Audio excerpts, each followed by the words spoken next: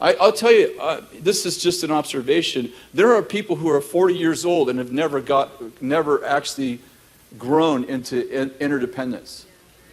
Something gets broken, something happens, and I think it has to do with maybe when your expectations of authority aren't met. Like either you're abused or you're neglected or something happens, and you learn to not trust other people. You learn to not trust anyone but yourself, and you become an island. You don't trust anybody more than you trust yourself. And the struggle I have with that, of course it's a problem, but the biggest struggle I have with that is that it's become a normal lifestyle.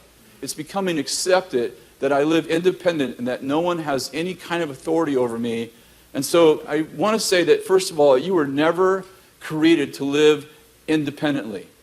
Now, Romans 12 says that we are individually, not independently, we are individually members of one another. And I do understand that some of the church has become the clone zone instead of the throne zone, and you have to look like everybody else to feel like you belong. And some of that independent thing is a reaction to, hey, they're trying to clone me. They're trying to make me look like I have to look a certain way or act a certain way to actually fit in. And I do realize, I think we all do, that there are, just like we've been teaching, like truth, it has to be held in tension. We do realize there are certain behaviors that when you cross that line and come on, it just takes common sense. But it's amazing how uncommon common sense is today. There is a line that we would all agree to, like that behavior is unacceptable. And that's not being cloned, that's just being disciplined. But then there's another place where it says, unless you look like me, I have no value for you. And I think that unless you look like me, I have no value for you, has caused a lot of people to say, hey, leadership doesn't value me, and therefore I don't value them, and I actually don't want a human being to lead me. And let's face it, there's no such thing as a perfect human being. So there's no such thing as having leadership in your life without hurt, without pain. To the level that you can be loved is the level that you can be hurt. So if you don't want any hurt in your life, you can shut yourself off to hurt. But the struggle with that is you'll starve to death for love. So if you're starving for love, it's probably because you've been hurt and you've made some kind of, you proclaimed a curse over your life. You're like, that will never happen to me again. And it doesn't. Like, you never get hurt again because you don't let anybody get close enough to actually love you. And so, hugging you is like hugging a porcupine, metaphorically speaking. And the outcome of that is you're starving for the very thing that you're afraid of.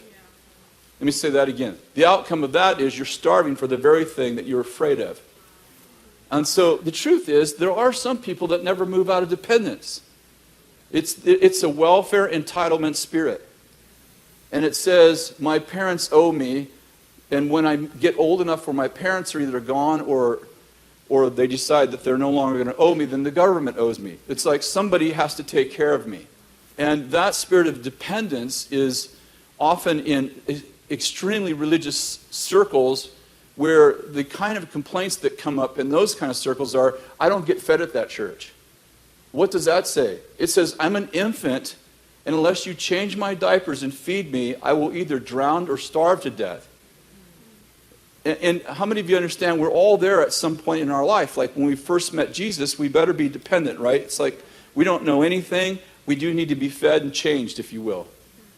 But there's some people who get stuck in that mode. Like, it's just a lot easier to not take responsibility for my own life and give it to somebody else.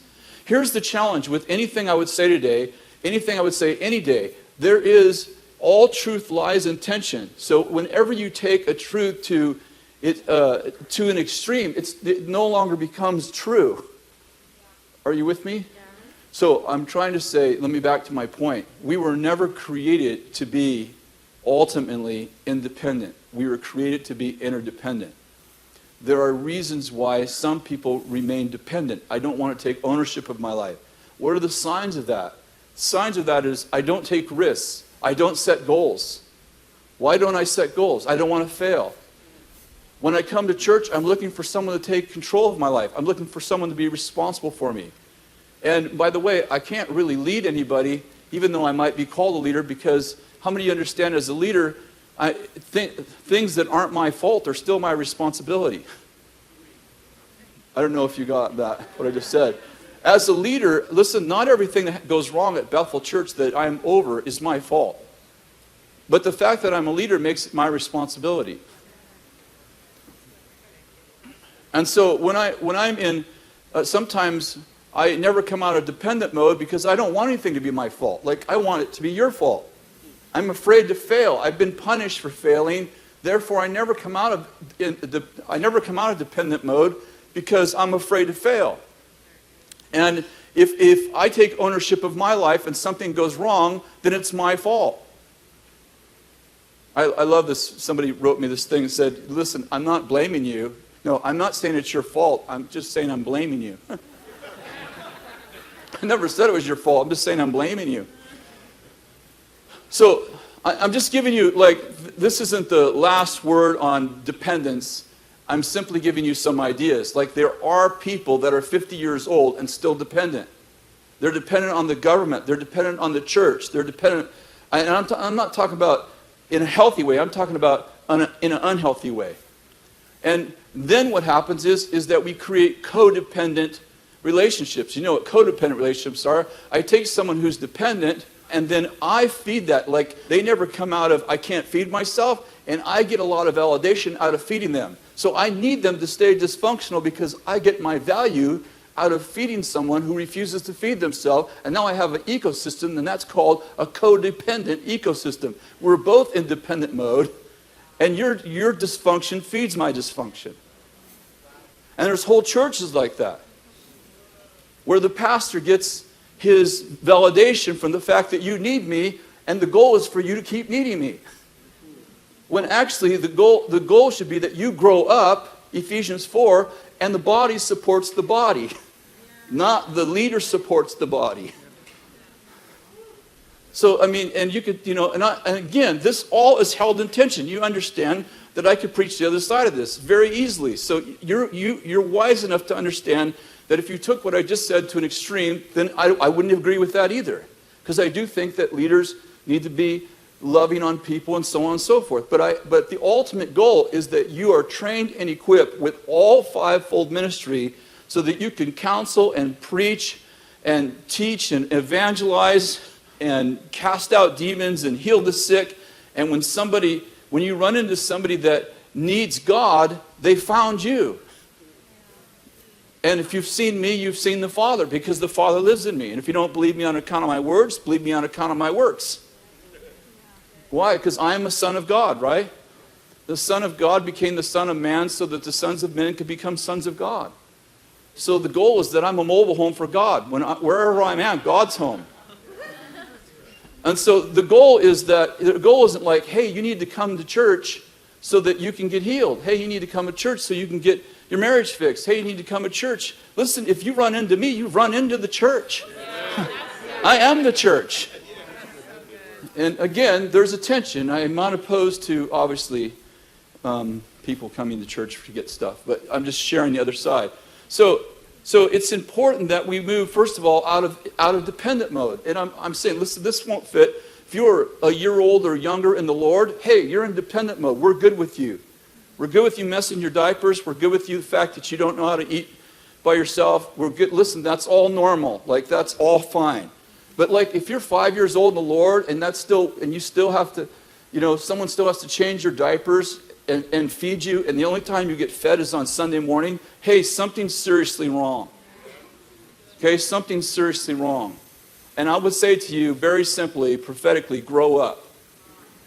And it's actually in Ephesians 4, it says, and we're grow up in all aspects of Him who fills all in all. So, and I don't mean it harshly, I just mean you just need to grow up. Like somehow you got stuck in, someone's supposed to take care of me.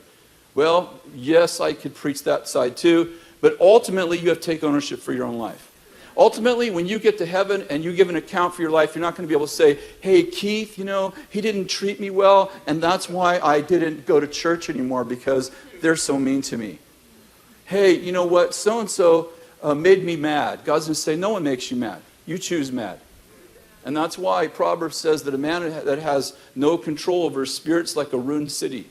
Self-control is a fruit of the Spirit, Galatians 5. You have to take control of you. Listen, you can't help sometimes, you can't always help what happens to you, but you can always help what happens in you. You have full control over the kingdom that's inside of you. Unless you don't. So we have to get out of dependent mode. We can't just like, I keep changing churches, nobody feeds me. No one takes care of me. I've come as a consumer. Here I am. You know what? I suck. Everywhere I go, just this big sucking sound, like, just like, oh, no one loves me. No one knows. Just here I am. I mean, becoming friends with you, like we can only have one of you. Because you take all of our time. And we all know people like that. And hopefully they're not in here. There are other people we know from a distance who suck. Not in the slang sense of the word, but they literally like are a vacuum for whatever.